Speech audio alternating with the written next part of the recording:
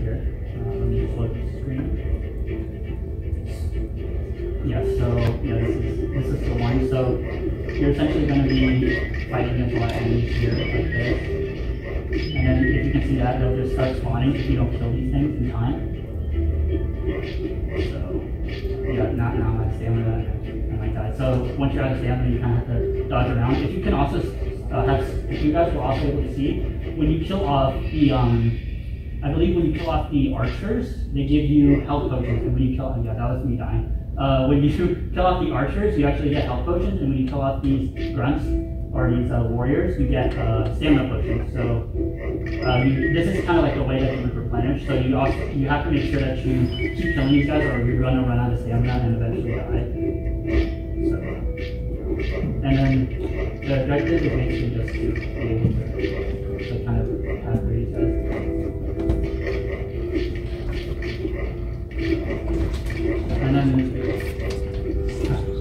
it's the difficulty is a little bit high at the moment, so unfortunately. But yeah, what you kind of want to do is you kind of want to be able to get these things gone as soon as possible, because you can see from earlier, kind of get overwhelmed, and you don't really want to be spamming your abilities too much, because you'll end up using up all your stamina like this, and you kind of have to like jump around and hope for the best if you can survive. There'll also be essentially like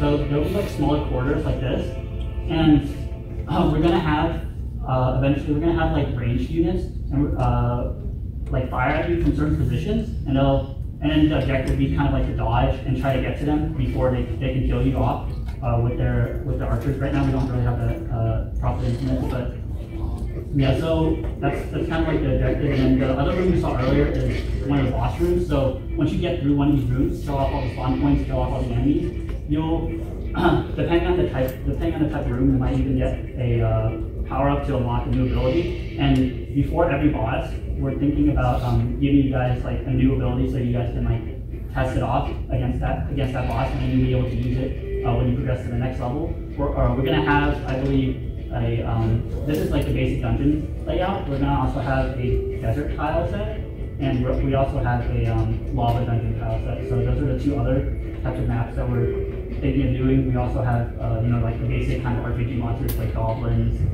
some wizards and things like that. So for right now, I mean, that's essentially the game that we have right now.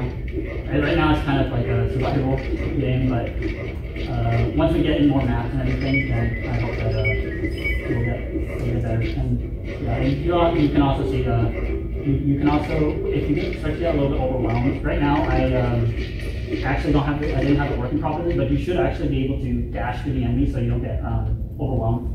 And you'll also be able to if you can see your special attack kind of like pushes them back just a little bit more than your normal attack. So if when that happens, you can use a special attack to kind of push them back and then dash out, because you will still be able to get hit by the enemies when you're dashing. So you'll be able to get hit by their melee attacks.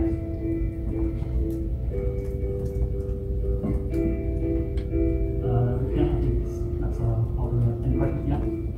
Who is the player and what are they doing?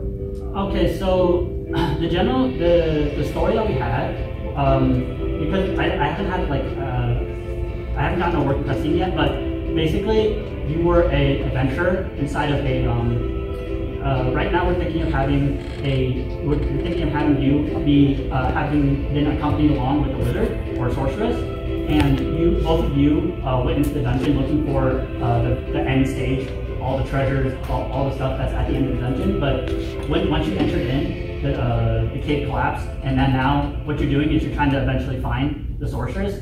So once you find that sorceress, you're going to actually be able to play both the melee character and the wizard, and you're going to be able to actually switch between the two. And you're going to be able to use the warrior is more like, as you could have seen, like he was more agile. He's able to like dodge around and stuff. But the wizard is actually going to be able to use a lot more spells, and then she's going to be able to basically do a lot more damage than the warrior can do. And but she's not going to be able to move around quite as well as him. So we're thinking of yeah, that's like kind of the basic story. And then eventually, you're going to reach the end. You're going to get the treasure, and you're going to be able to finally escape out of constant the passage here, so you have to go through.